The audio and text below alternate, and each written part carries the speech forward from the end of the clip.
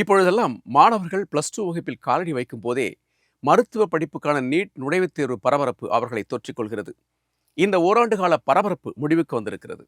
ஆம், மாணவர்களின் மருத்துவர் கனவை நிறைவேற்றும் நீட் தேர்வு நடந்து முடிந்திருக்கிறது. நாடெங்கிலும் லட்சக்கணக்கான மாணவ மாணவிகள் தேர்வை எழுதியிருக்கிறார்கள். கடந்த ஆண்டோடு ஒப்பிடும்போது இந்த முறை தேர்வு மிக கடினமாக இருந்ததாக கல்வியாளர்கள் தரப்பில் தெரிவிக்கப்பட்டிருக்கிறது. இந்த தேர்வில் கிடைக்கும் மதிப்பெண்களை பொறுத்துதான் நாடு முழுவதும் இருக்கும் மருத்துவக் கல்லூரிகளில் MBBS, BDS, ஆயுர்வேதம், யுனானி, ஹோமியோபதி மற்றும் கால்நடை மருத்துவர் படிப்புகளில் மாணவர்கள் சேர முடியும்.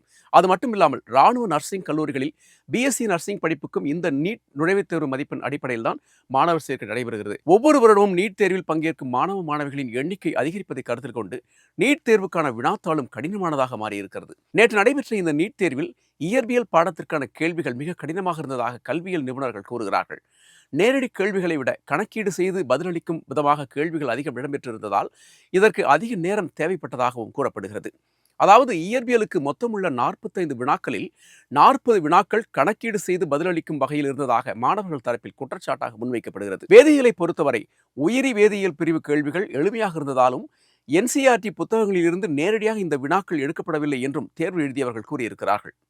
பெரும்பாலும் வேதி சமன்பாடுகளுக்கு தீர்வு கண்டு பதிலளிக்கும் வகையில்தான் கேள்விகள் அமைந்திருந்தன. இயற்பியல், வேதியியல் ஆகிய இரண்டோடும் ஒப்பிடும்போது உயிரியல் பாட கேள்விகள் எளிமையாக இருந்ததாக தேர்வு எழுதியவர்கள் தெரிவித்தனர். என்றாலும் கடந்த ஆண்டு நீட் தேர்வு வினாத்தாளுடன் ஒப்பிடும்போது இந்த ஆண்டு வினாத்தாள் கடினமாகவே அமைந்ததாக கல்வியாளர்கள் கூறுகிறார்கள். மொத்தமுள்ள கேள்விகளில் 78% கேள்விகள் மட்டுமே பதிலளிக்கக்கூடியதாக இருந்தது என ஒரு ஆங்கில ஊடகத்தின் பகுப்பாய்வில் தெரிய வந்திருக்கிறது. அடுத்த மாதம் 14ஆம் தேதி நீட் தேர்வு முடிவுகள் வெளியாகின்றன. தங்கள் மருத்துவ கனவு நிறைவேறியதை எத்தனை மாணவர்கள் கொண்டாடுவார்கள் என்பது அன்றைய தினம் தெரிந்துவிடும்.